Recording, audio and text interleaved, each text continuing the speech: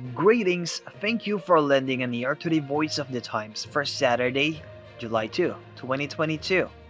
For today's editorial, Retrieving a Lost Transportation Solution. As the nation celebrated the inauguration of President Ferdinand Marcos Jr. on Thursday, another far less encouraging development was reported concerning the ongoing and worsening transportation crisis in Metro Manila. The World Bank acceded to a request from the outgoing Duterte administration to cancel a 64.6 million US dollars loan it had approved back in 2017 for the development of a bus rapid transit or BRT system along Quezon Avenue. It was an embarrassing and entirely avoidable blot on the otherwise reasonably good record of transport development by the former administration, and one the incoming Marcos administration should take steps to correct as soon as possible.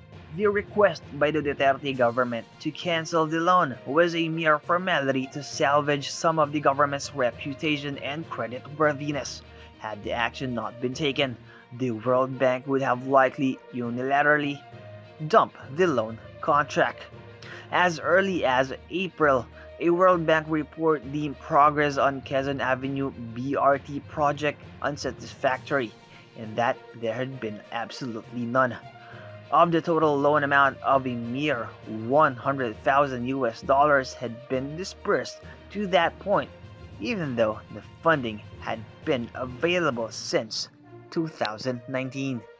In its assessment, the World Bank blamed weak capacity of the inexperienced National BRT Program Management Office, poor procurement management, a lack of any budget allocation for the government-funded part of the project, totaling a bit more than 40 million US dollars, and the prolonged COVID-19 pandemic for the project's failure to get off the ground. The World Bank explained, despite the renewed commitment from government counterparts, project implementation remained slow during the last 3 years. The project has zero procurement activity completed.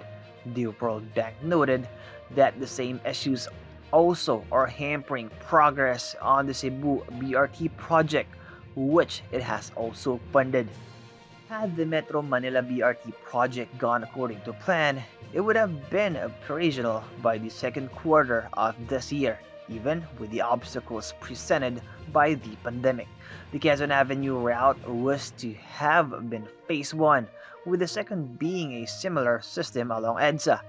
The Duterte administration put up through a rough version of the second phase, now known as the EDSA Carousel, during the extended lockdowns in April and May 2020, but with its own resources outside the World Bank funded plan. Realignment of priorities. The BRT system could have been developed even earlier, the World Bank's report revealed, if the Duterte administration had not put a hold on it for a review after inheriting it from the previous Aquino III administration. As a result of that realignment of priorities, a proposed BRT system that would have been funded by the Asian Development Bank or ADB was dropped. The implementation of the Cebu BRT project was delayed, and the signing of the loan agreement for the Metro Manila BRT was held up for about 2 years. And as the hundreds of thousands of daily commuters in Metro Manila can attest, that realignment of priorities has left them to contend with an inefficient transport network that is grossly deficient in capacity to meet actual demand, making getting to and from work, school, or other destinations a soul-withering, time-consuming experience. Things did not have to be this way, and they certainly do not need to remain so. BRT systems have the advantage of being relatively inexpensive, easy to construct, and lend themselves well to development through public-private partnership arrangements. BRT systems, while not absolutely as environmentally friendly as light rail systems, are nevertheless still considered green solutions, particularly if they can be operated with energy-efficient hybrid or electric buses. And despite the issues created by the former administration, key development partners such as the World Bank, ADB, the Japan International Cooperation Agency or JICA, and others have repeatedly expressed eagerness to help the Philippines improve its public transport sector and would welcome the opportunity to engage with the Marcos administration. The opportunity being presented is an uncomplicated one. The Marcos administration should take advantage of it and work with the country's development partners to recover this useful and badly needed transportation solution. And that's the editorial for Saturday, July 2, 2022. For more news and information, get a copy of the Manila Times on print, subscribe to its digital edition, or log on to www.manilatimes.net.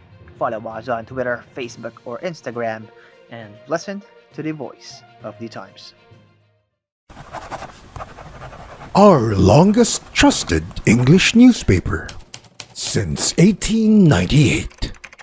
Now available digitally. Computer. Order the Manila Times Digital Edition. Subscribed. Get the Manila Times Digital Edition for less than 2 pesos and 50 centavos per day when you sign up for 1 year. The Manila Times, news source of choice, trusted since 1898.